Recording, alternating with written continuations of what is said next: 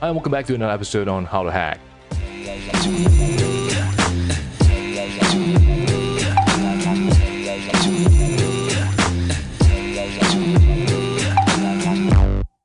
And today we'll be learning about cross-site request forgery. So what exactly is cross-site request forgery? No worries, I know there are a lot of technical terms in the area of ethical hacking and penetration testing, but all you gotta do is just break down what is going on when it comes to the terms. So over here, as you can see, I'm actually on WebGoat. So WebGoat is a vulnerable web application system for us to learn about ethical hacking and penetration testing on web application platforms.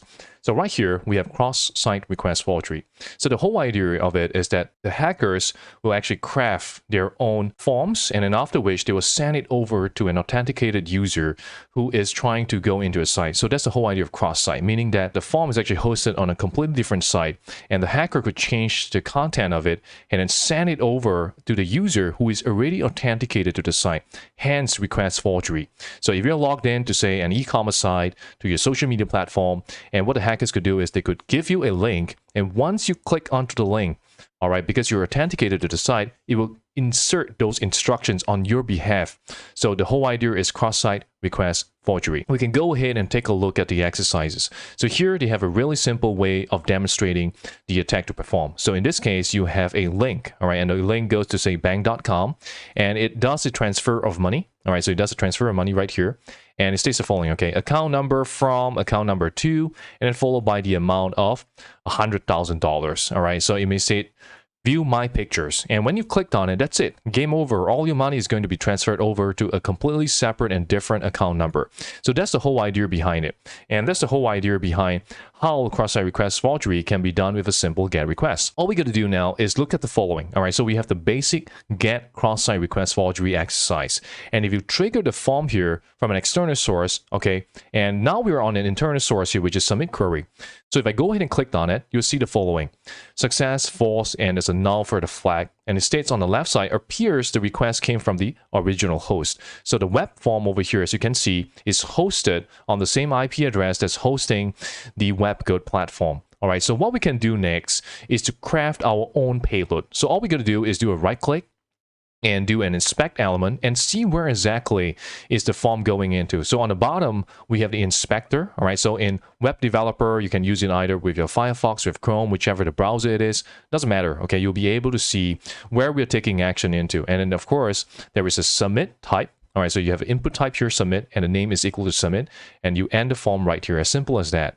So you can actually craft out your own form. So in my case, what I'm going to do now is to show you the form that we have crafted. So I'm going to go ahead and enter terminal. And we'll zoom in a little more so it's easier for you to see, and I can go into desktop, and I've already created a form to show and demonstrate to you how it looks like. So I can enter cat, all right, webgoat, CSRF.html, hit enter on this, and we can see the form that we have crafted here. So we are following pretty much exactly what is needed in order for us to submit into the WebGoat application server. So here we have the IP address of 127.0.0.1. So of course, in the real world, on the internet domain, you would have to specify the domain name of the website. All right, so it could be an e-commerce site, a social media platform, whichever the case is. And of course, here we have the same input type, submit equals submit, and the same input name here, CSRF. And of course, this is a hidden and value equal false.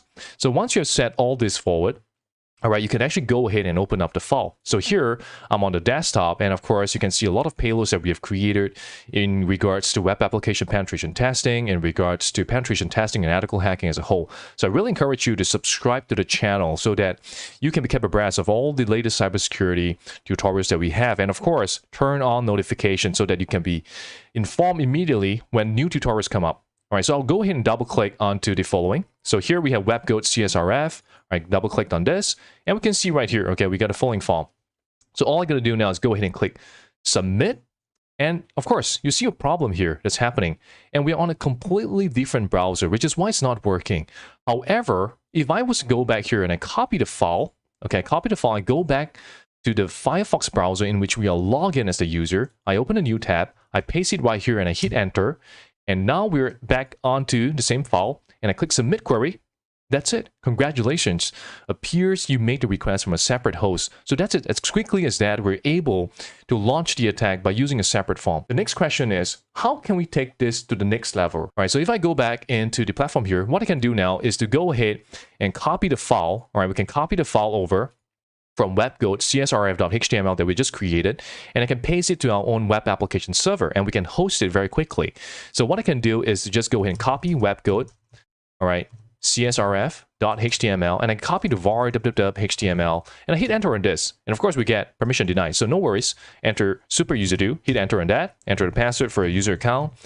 Once we do that, we will now be able to say list var www.html, hit enter on that too, and now we got the file right there, webcode csrf.html, and I can navigate now, all right, to the application server that we've created. So I can go into 127.0.0.1, all right, followed by slash webcode csrf.html, hit enter on this again, and now we have hosted our hacking server, which has the fake form. All right, so all I got to do now is click submit query, and likewise, we're able to get a flag. We get a success as true, and congratulations, appears you made a request from a separate host. So as quickly as that, we're able to create our own web form that we can send to users, and once the user clicked on it, that's it, game over. Just like the banking example we saw earlier, we can create instructions and send it over to our application server because the user is already authenticated into the website, which means that a hacker does not need to have your username nor your password, and you'll be able to make your account do things that they want them to. So once again, I hope you learned something valuable in today's tutorial, and if you have any questions, feel free to leave a comment below, and I'll try my best to answer any of the questions. Remember, like, share, and subscribe to the channel so that you can be kept abreast of the latest cybersecurity tutorial.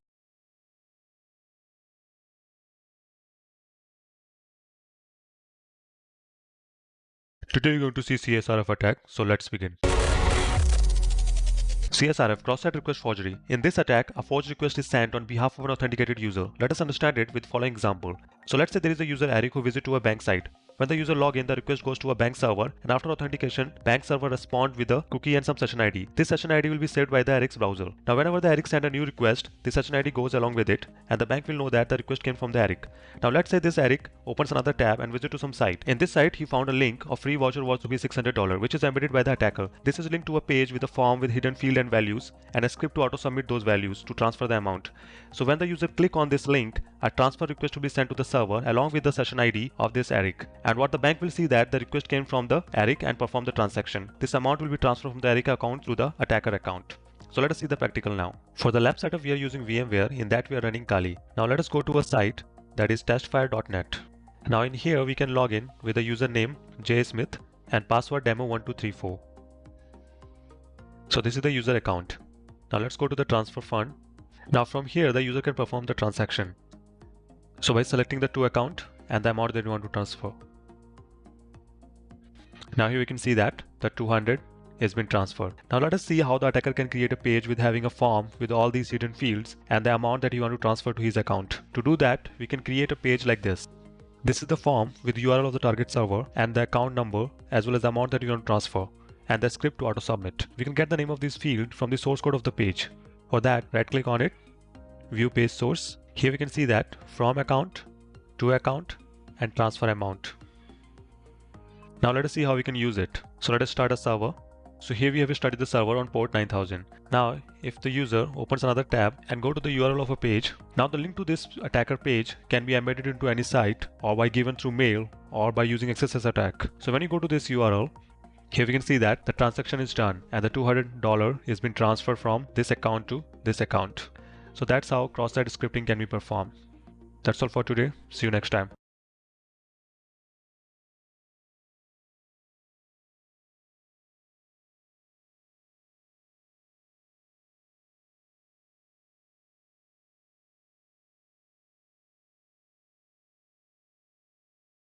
What is going on, guys? My